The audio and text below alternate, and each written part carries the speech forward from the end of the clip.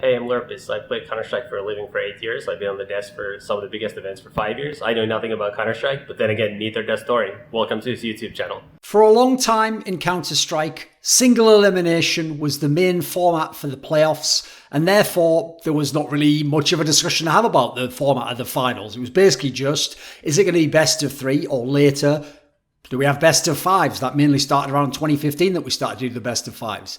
Nowadays, so many tournaments, in part, sadly, not for my reasons, like I like double elimination, but actually because so many of these online tournaments are incredibly cynical and know that they can just jam-pack more of the schedule with more games and therefore get higher viewing hours and average viewers and all that garbage. So many tournaments are double elimination, but that now means we have this constant discussion about the finals. I mean, if you think it was bad that people complain about best of fives, which I like, but under certain circumstances, the complaining about these finals and the formats of them is 10 times that. And it's all over the place. And even some of the smartest people in the scene who are making good points in one sense don't seem to have a consistent or like holistic vision on the tournament and what they're actually arguing for. They're just making like, I want X, as opposed to like, the reason why I want X is because of this, Y, and Z. Like, this is what it would do and what the pros and cons are. They tend to just say what they don't like or complain about one factor of the thing that they don't like and why it should be removed as a result. Now, the main concern at the moment, hence the title of this video, is what advantage should the team coming from the upper bracket, who is yet to lose, have against the team coming from the lower bracket that has already lost once in the tournament? Not necessarily against that team, but in the tournament.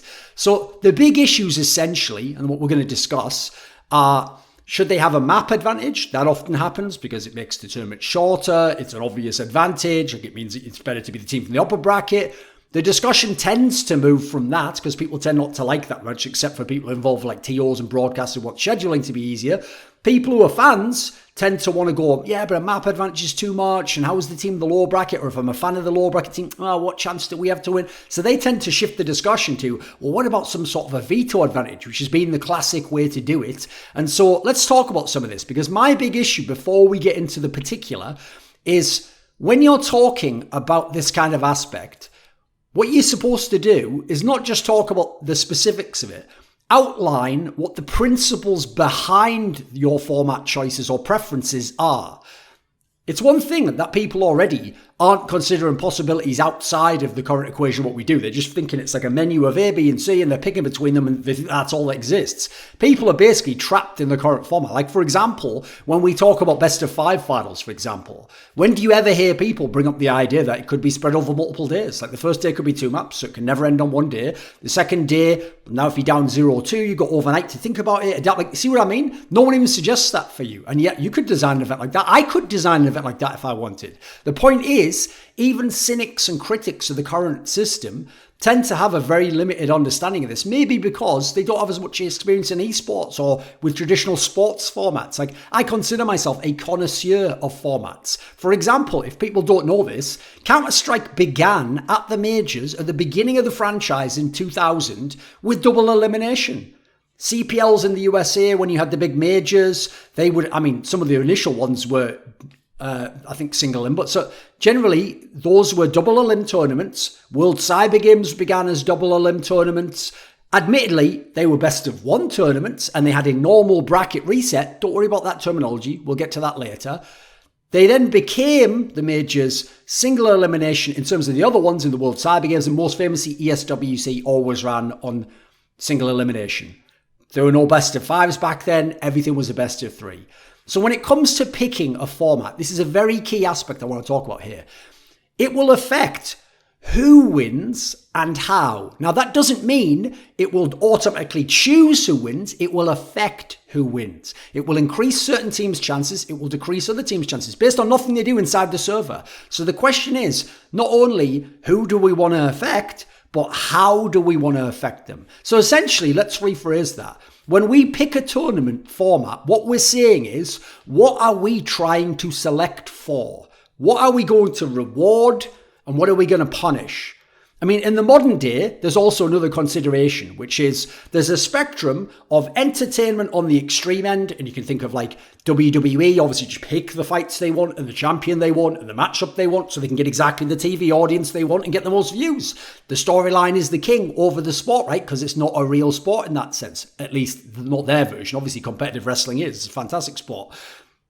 A bit further along, but still more towards the entertainment end, you have the UFC, where they're going to go out of their way to give Conor McGregor title shots, even if he's lost 3 of his last 4 fights, or 4 of his last, whatever it might be, because that's the big money fight. So you go to the other end, it's about competitive purity. It's about the most rigid, like perfect format with like the same principles applied at all times. No fuckery based on who you are. It's based on just the format, and you treat everyone the same depending on where they are in the format. But the problem with that is, will it always get the most views? Will it be the most interesting? Like, for example, if you want to have a lot of views, the way that we ran the last major, where a Vanguard was in the final, just off a bunch of best of 3 upsets in a single limb bracket, yeah, it's not a very good format, actually. If you want to have more exciting final, you'd have a lower bracket, or maybe the finals are a best of 5. Maybe all the playoff rounds are best of 5, so it's so likely that like Vitality or Ents or someone plays Australis in the final, whatever it might be. At my heart, I am always going to be a purist. Like, if I really had my choice, not like Flashpoint where I have other considerations, I'm not the big boss of the whole thing. If I ran my own tournament and I could pick my own game, first of all, I wouldn't be doing Counter-Strike Bros, I'd probably be doing Quake World. And even then, I'd pick things like this very strict format. But I understand, though, especially over the years, that we're just not going to get that in esports.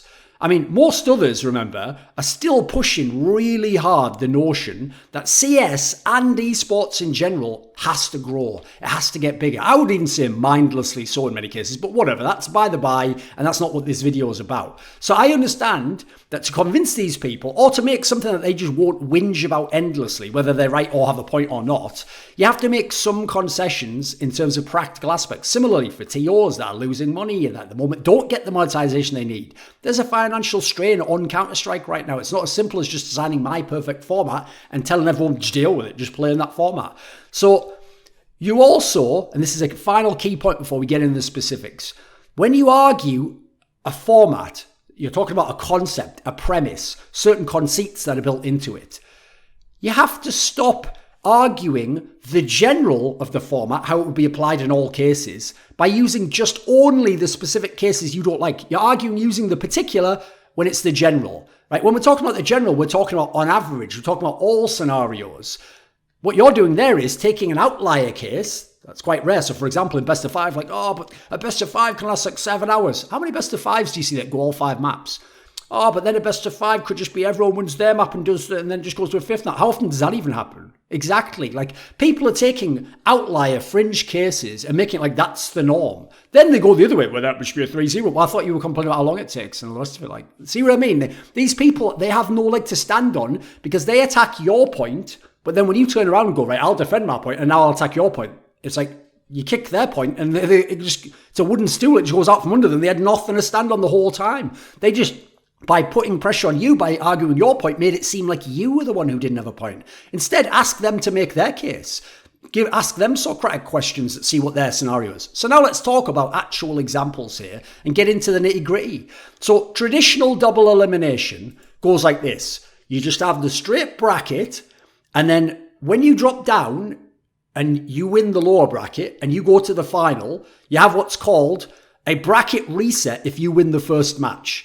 So as in the final, if the final is a best of 3, then the lower bracket team, if they win the best of 3, don't win the tournament. It's now just 1-1 because they've lost the tournament life. The upper bracket's lost the tournament life. We play another best of 3, and that's kind of like the true final to see who wins. If the upper bracket team wins the first best of 3, well, obviously they haven't lost yet, so they've just won the tournament. The other team's lost their 2 lives. Essentially, the way you describe double elim in that sense is you have 2 tournament lives, and until you've been eliminated twice, you aren't at the tournament. And if you're the last team left and you don't get eliminated twice, then you win the tournament. It's pretty simple. I mean, you know exactly where you are at all points, all the way through. Obviously, in that format, you just use the best of 3, just as you had in the other brackets, or in the old days of CS, you use the best of 1, because that's what you did. The upper bracket has to lose twice. Now, people dismiss this immediately. But by the way, if you go back in the past, games like Dota 2, Smash Brothers, not even one of my games, the past of CS, they were all about that. That's what made it fair. Because in my opinion, Again, ignoring like concerns of time and how exciting the final is and what players want. That is, in my opinion, the most fair and pure way to do double elimination. And as I say, it means you know exactly where you are at all times. The main issue is, will it turn off viewers? Will cynics in the community not like it? People will also say, yeah, but then what if both best of threes go all 3 maps? That could be 6 maps. That's even worse than a best of 5. Yeah, it can also be 2 maps. That's how long the final can be. So in my opinion, that's bullshit, but we'll get into that. Similar things they'll complain about. It's less likely that the lower bracket team wins, theoretically. The final doesn't start from even ground, hence it's less likely to be as thrilling and exciting a contest, theoretically. Now let's address some of those issues. First of all, the idea it turns off viewers. Yeah, of a kind, sure. Like very, very casual fans or fans who are fans of the lower bracket, yeah, I get that might turn them off. That's not my main concern if I'm constructing a tournament or deciding what I think is the best format to showcase greatness and celebrate these players' careers and set up amazing tournaments, in my opinion. And it also ignores all the benefits you get of double elimination elsewhere in the tournament. Acts like only the final is what's being affected by this. So there is actually an example I can give you from CS 1.6 that I'll even steelman the argument and say there's a case where it could turn viewers off, which is in CS 1.6, when there wasn't streams and fans used to go to hltv.org and get the IP and go into a HLTV server and watch the game. There used to be a famous stat that one of them used to mention where it was something like, if it was a best of 3, after map 1, like half the viewers would just drop out because they didn't understand that there was a second map. Obviously on the screen it wouldn't say it was just inside the server. And they would think, oh, well, whoever won that map won the series. And then they would just go. So the viewership would drop. Now, I admit that was only in HLTV. It's not the same as a stream like coming up next, map 2. Yeah, there's arguments against that. But okay, I'll concede that that's potentially the case. I also think this idea, by the way, that it's less likely that the team from the lower bracket wins. Right, I want to give an example here because one of my nemesis, I'll even link the video here about how he's my demon in that sense, from the beginning of esports journalism, when I began in 2001, has been Carmack, who for a long time was the product manager of Intel Extreme Masters. He's worked at ESL for many years, still a head guy right now. Now, what people don't know is, it's not even just like disliking him as a person, because on some levels as a person, I used to be somewhat friendly with him early on. But what I can't handle is we are just chalk and cheese when it comes to our philosophies in this regard, like principles, what we want to incentivize, what we want to punish, how we want to design tournaments. And one of the classic things he would say, because by the way, he hated double elim, and that's why he took it out of IEM and made IEMs all these single elim tournaments, is he used to say, by treating the two teams as though it was just like a mathematical vacuum and they weren't real teams, they were just team A and team B and they had an identical chance to win every single map, he would always famously say, but the team from the lower bracket only has a 25% chance of winning the final. Now, I would just say this. Start putting in actual teams that would play the match and tell me, is it going to be 75% chance for the upper bracket? Of course it isn't. Like, what if the team that makes it to the final from the upper bracket is a team that, like, Team Liquid in 2018 has lost every time to Astralis, and Astralis is the lower bracket team. Is Astralis' chance of winning that final only 25%?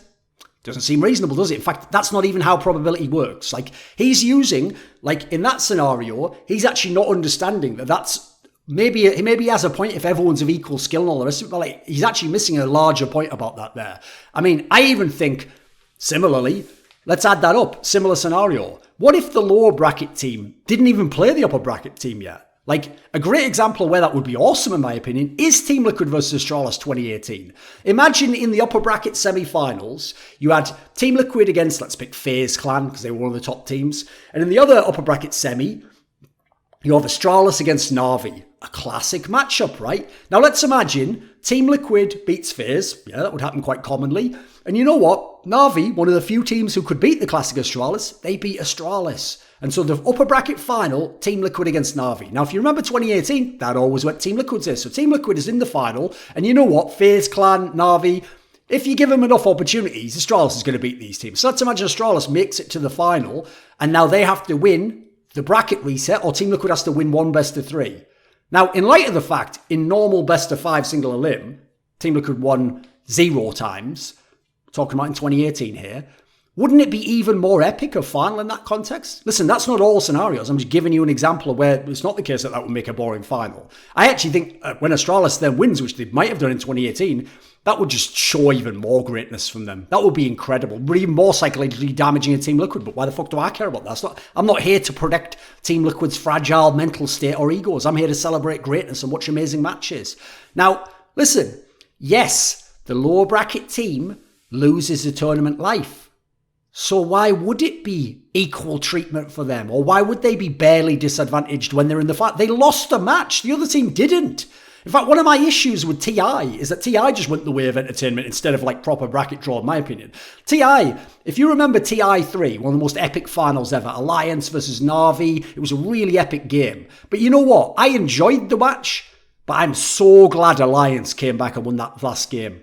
Because if Na'Vi had won that last game and won TI again, but with Alliance losing one time, this was because Alliance had beaten the upper bracket, how fucked would that be? That would be like a tragedy. That would be like, what even is this? Like, yeah, okay, I sort of guess. Like, yeah, we all knew the rules coming in, but something feels off about that. It isn't the fairest approach. It isn't the purest. Remember, I'm talking about fair for the whole tournament, not just the finals. Because you don't arrive at the final from equal positions.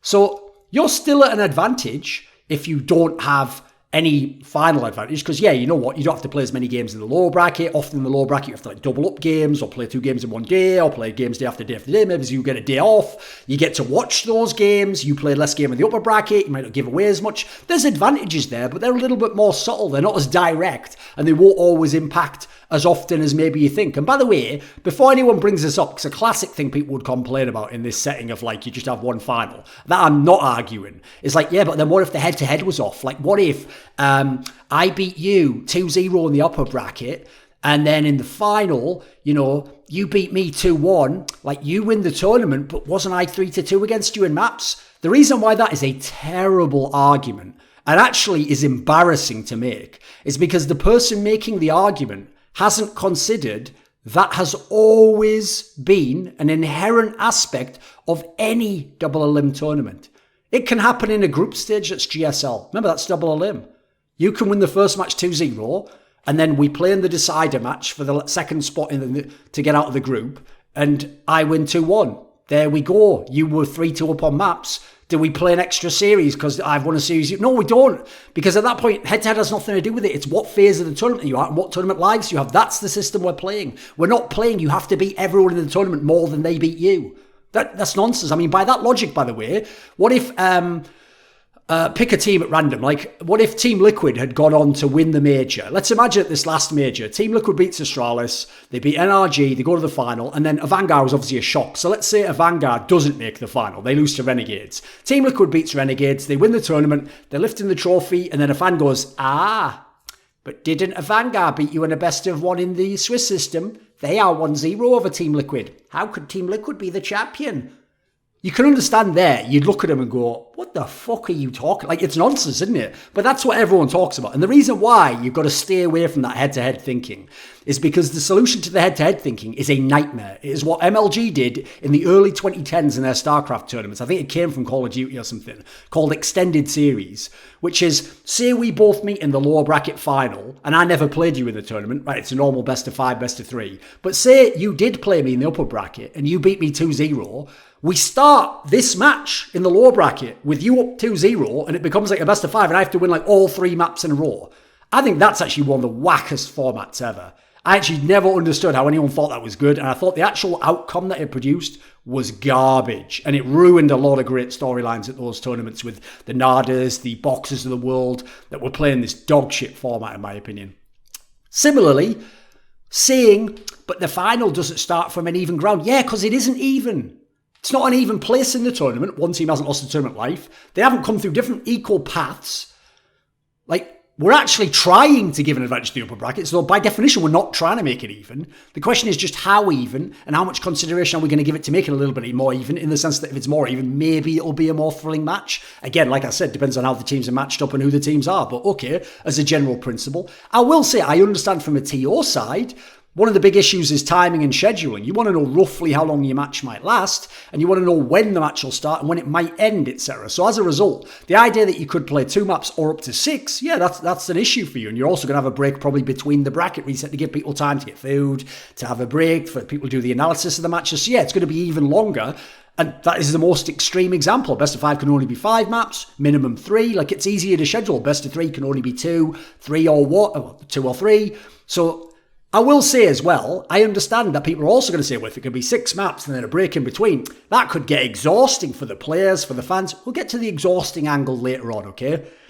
Now, one of the obvious ways you can give an advantage that isn't just the bracket reset, because a lot of people aren't in favour of that, and even in some of the other games, it started to go away as they get more corporate and more viewership based, is obviously to give a map advantage, which is what's been going on recently that everyone's been complaining about. And I notice a lot of very smart people dismiss that out of hand unless they're caping bizarrely for the TOs and they're not even arguing like the benefits of that. So the idea is the winner bracket team starts one map up. Now in Counter-Strike, what we're doing is one map up, but it's a best of 5. So the logic there goes, well, we were playing best of 3s before, you one map up, but because it's a best of 5, we're giving you an advantage, but we're not going too crazy. It's basically a compromise from the bracket reset by saying, well, we've got to give something to the upper bracket, a real advantage that's tangible, that you did win this map for free. But at the same time, the lower bracket team only has to win one more map, not like an entire series extra. So the winner team has to win 2 maps and the lower team has to win 3. Yeah, that's not so crazy, right? That's not a terrible one. Like, I actually think if you hate straight bracket reset, you should be in favour of this. Like, this is a reasonable compromise. And if you're not willing to make compromises, by the way, get the fuck out of these discussions. You can be a purist if you want, but don't think that that's reasonable to practically apply at this point in time. It just isn't. But if people keep disingenuously arguing from the POV of, but it's unfair to the lower bracket team, then we're never going to get anywhere. We're never going to understand what we're going for, and we're going to end up with some really whack formats that don't feel fair at all, like I said with that TI format. Now, you can say it's too big an advantage. I think that's debatable. Like, I personally, bear in mind, I like true bracket reset. I have no problem at all with the 1-0 start in the final. I will say, I personally think that also makes the final less interesting, just because the map's already been played. So I would say, if I had to compromise from bracket reset, which I'm basically going to have to, my personal favourite is some form of veto advantage. But even there, I get into the weeds and it gets tough because I go a different way than a lot of people. So the idea of the veto advantage is it's way more nuanced and subtle in terms of the edge you're giving. So you're moving somewhat towards a more even ground, even though you aren't, by definition, giving an advantage or some advantages. So I think for right now, this should be heavily considered. Like, I think this is certainly probably the best way to make most people happy. I mean, there's not that many purists like me in that regard, so I don't think you're going to make that many people upset. The smallest you can give someone is pretty simply to just say the upper bracket champion gets to choose the side or the map. Now, personally, I think that's the worst you could do. I would never accept that. If you're going to do very subtle changes, in my opinion, they should get both of those. You should do the vetoes, and they should get to pick both the map and the side. Because at the end of the day, you still have to play the map. Like, the other team still has to lose the game, and you still have to win the game. So you've got some edges there, but you haven't won the game. Like, having side advantage is very minor. Getting to pick the map isn't that big a deal. You just get to go first with your map pick, right? So I think those are quite minor. I'm not even that big a fan of it, but I get why that might cover all the bases. Next up, a little bit more extreme, is to let the upper bracket team either do 2 vetoes.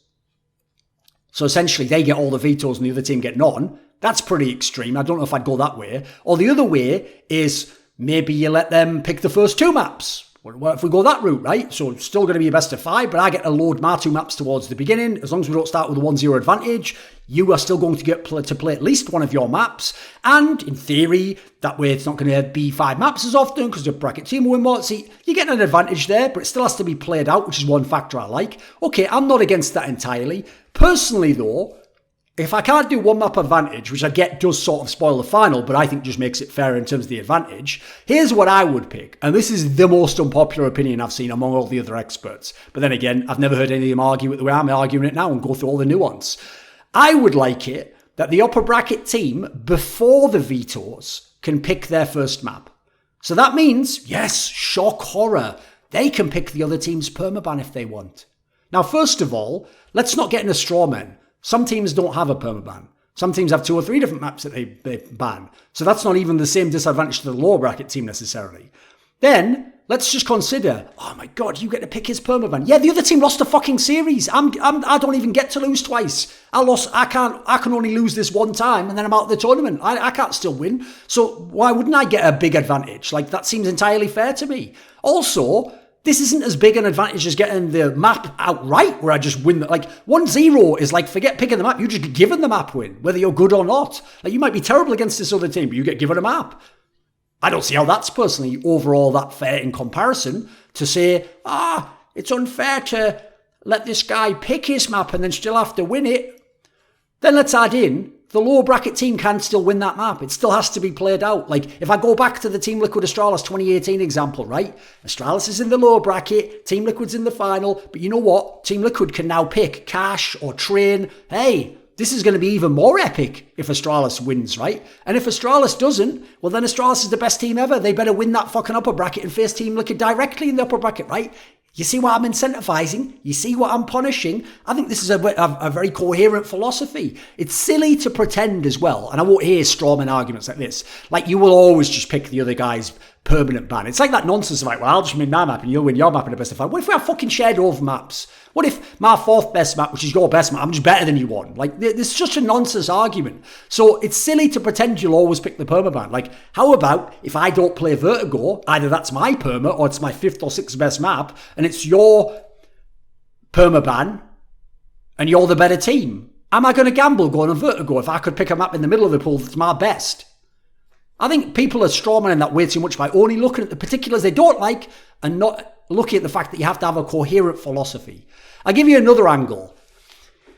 This gives you, in my opinion, this is going to be a very unique idea you've probably never heard before. If you want to have the potential for the most exciting final by traditional metrics of the most chances it'll be exciting, and it to feel even in the match, so you don't have to worry about upper bracket, lower bracket advantage, but you essentially want to give an advantage, but not one that's going to affect the game to the upper bracket team. And essentially, if they end up in that scenario I said before, feels unfair, where they never lost a match, but then they lose the final, which is only one match, it's not really much advantage, and the lower bracket team lost once already, but then they get to win the tournament, you just lost once. Essentially, you use prize money to say sorry to the upper bracket team. So here's another alternative, just something to consider. What if the lower bracket team wins, we play a normal best of 5 or best of 3 with no advantages, but if the lower bracket team wins, they get less of the prize money, and the second place prize for the team who came from the upper bracket is higher than it would have been if the lower bracket team was the second place team. So here's the example. Let's say the upper bracket team wins the tournament. They get $250,000. That's their prize purse. Lower bracket team, they came second. They get $100,000. You know, not uncommon kinds of breakdowns, right? Now let's imagine though that the lower bracket team won, but with no advantages to the upper bracket team. So now we only give the lower bracket team $200,000. So they still get double what they would have gotten if they come second, but they only get $200K. And we take that $50K and we give it to the upper bracket team. So you lost, you came second, but you get $150K. The differential's less in terms of the prize money delta because that's $50K we're paying you for that tournament life that we're not going to play out because we don't want to see an extra match or make the tournament last longer. I think that's very fair. I know people will almost immediately dismiss it. That's just the nature of esports, sadly. People are very quick before they've even thought about something to just nitpick. And by the way, I'll give you a little tip. If you're talking to someone and you think you're having a discussion and you make a very valid point, very thought out, eloquent, you make all your case, and they don't even stop to consider it, they just instantly nitpick a small detail and sit and dismiss it entirely, stop this conversation immediately. You are wasting your time. That person was never interested in what you had to say and your points. They were just waiting for you to stop talking to make their points because they're a narcissist. Just a little tip for you there. Now, I'll come back now, loop back to the idea of best of 5 full maps, 6 maps in 2 bracket resets potentially. Oh, it's going to be exhausting for fans and for players, right? Why is it always assumed that players being exhausted is a bad thing for everyone? Like, I think of sports, and there are some amazing circumstances that are about endurance when you get to finals, where actually being mentally and physically capable of going the distance, having a great gas tank, not fatiguing, is actually a factor in whether you get to win or not. Like, classically in tennis, those best 5 sets, those can be 5 hours long. And then 2 days later, you play again against someone who might have played 2 or 3 hours. The most classic example was that's the reason why Nadal winning the Australian Open 2009 might be the best match ever in terms of someone winning. It was so unbelievable because when he played the semis, he played some insane, super long semi-final. I think it was against Verdasco or something. And it was like 5 hours long. Meanwhile, Federer just cleanly smashed the guy he played in the semis and just waited for him in the final. So the idea that Nadal then won the final, I'm sure he was exhausted, but what a fucking legend and fighter to push through that.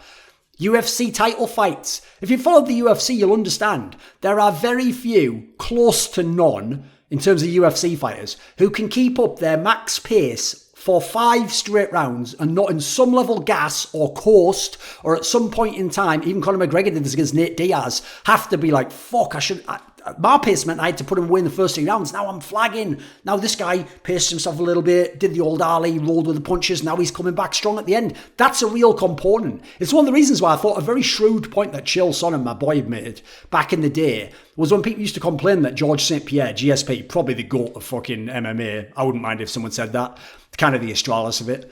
He said that when people complain that George St. Pierre is boring because he would win all his fights by decision and in the 5th round decision, he would say, yeah, but look at the format. When you had him doing 3-rounders, think of when he fought BJ Penn the first time, those are some of the most amazing, exciting fights, action, back and forth. But the point is, GSP knew I have to pace myself. I have to, at times, just win on points. Later, I'll be in a position where I can do it. Like, the format is what dictated that, but that was a factor of the sport. Let's go to some other ones. In the NHL, you only skate for like fucking 20 minutes, even if the game's 40-something. So, have you never seen those NHL games that are just overtime after overtime after overtime after overtime? That's a factor of the sport. And people already complain about that, but it is also part of what makes you a champion if you can go through that. The NFL has overtime, obviously. They have the most garbage one of all time, but whatever. Obviously, soccer, European football has extra time.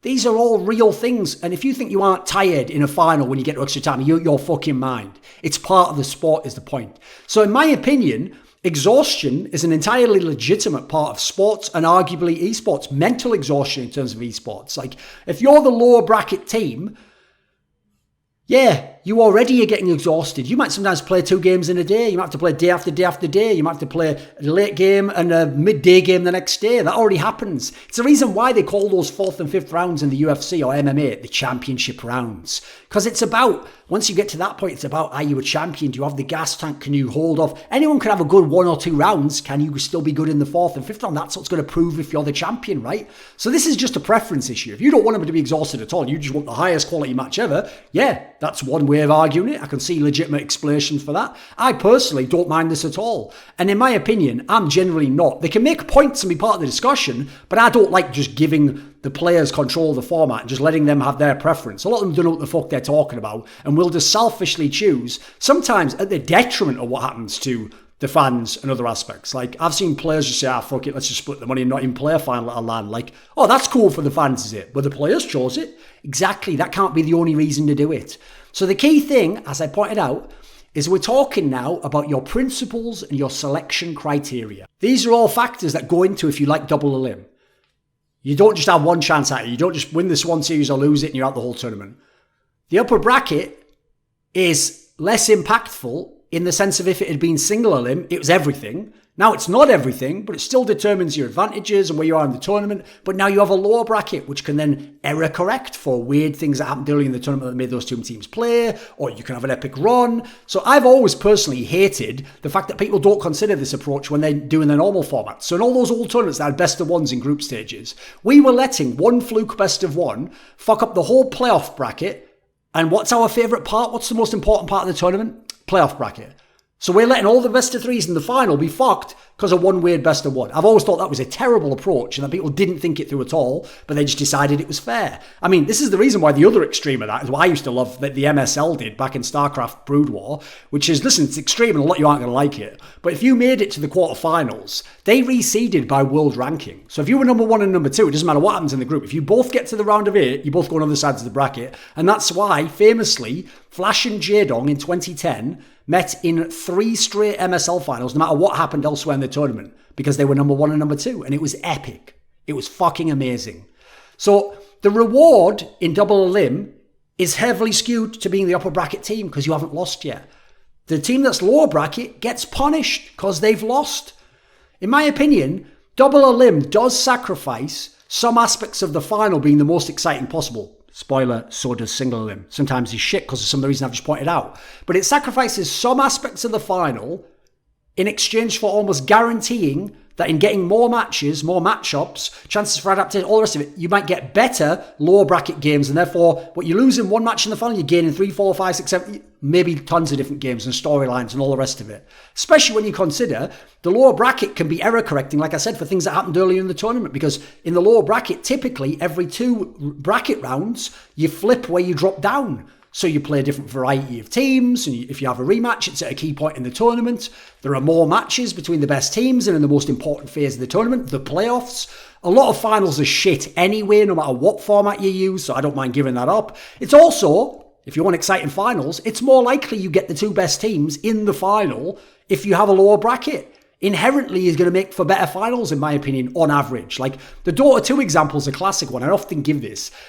PPD, in his EG team of like 2015, 2014, 2016, that era, they famously won something like 6 out of 8 tournaments from the lower bracket. They would lose in the upper bracket, sometimes even the team they beat, and then win from the lower bracket. Meanwhile, their rivals from NA, Cloud9 of Eternal Envy and Owie 2000, etc., they famously were really good in upper brackets and would reach the final, sometimes even beat EG, but you could bet your house they would lose that final, and that's why they didn't win loads of championships. That completely changed those two teams' destinies. If those are single elim tournaments, it's EG that barely wins any, and C9 might have a gang of them and might be considered a dynasty. So you can see how it affects who will win and how they will win. So another factor I love about lower bracket is it rewards adaptation. If you beat me one time, let's say Na'Vi beats Astralis in the upper bracket, but then I get to play you again, maybe even on the same maps in the lower bracket, ooh, that's an interesting chess match. Have you showed me everything? Did I learn from that? Is there something I spotted there? Are you nervous because you won once against me, but you know to flick? Like, there's a whole load of interesting stories you can have there. Now, I will just say, Flashpoint uses double elim, and we effectively don't really give much advantage. That is something I want to address in the future, but right now, we're trying to make it something that can be monetized, something that can be viewed. We're trying to do the entertainment aspect along with some good aspects for competitive purity. So let's just be clear about this whole discussion. There is no perfect format that also factors in everything we want. Because we're not just going for the tournament, what's fair, what's most even, what makes the best match. We're also always having to consider entertainment and casual appeal, which rarely overlap with or even touch competitive purity, in my opinion. Hence, why sports have, in my opinion, ruined the defensive side of most of the games, NFL, NBA, by making it more offense-focused, making less opportunities, making more fouls that could be called. Do you like that? Well, viewers do, because I like seeing people go on scoring routes. As a purist, I hate it. So when we're arguing, let's not just argue the particulars. Let's argue our philosophy and the reasons why we want to set that up, and then the pros and the cons. And when you look at the other person's argument, don't strawman it, steelman it. Look at what the good points of it are. Consider what they're saying. See if some of that can be incorporated into what you do, or whether that actually shifts where you'd be on the equation. Because it ain't as simple as just saying, no advantage or one map advantage. There's reasons why for all of these factors. This video was kindly supported by Dean Tanglis, Pronogo, Alexander Rao, Andreas Kroknes, ErikHillestad, Hades, JDubs, the Puyallup Tribe, Tobias Bernasconi, VatriSam, Xinged, James Pederson, and as always, a special thanks goes out to my boy Jerky's Minion. Would you like to suggest a topic or a guest for my content? Do you want to ask a question in my monthly video AMA? Do you want teasers? See who the upcoming guests are going to be? Maybe you'd like to take part in one of those monthly donated discussions with me about esports. Well, put your money where your mouth is and join the Screwluminati today in the Patreon link in the description box below.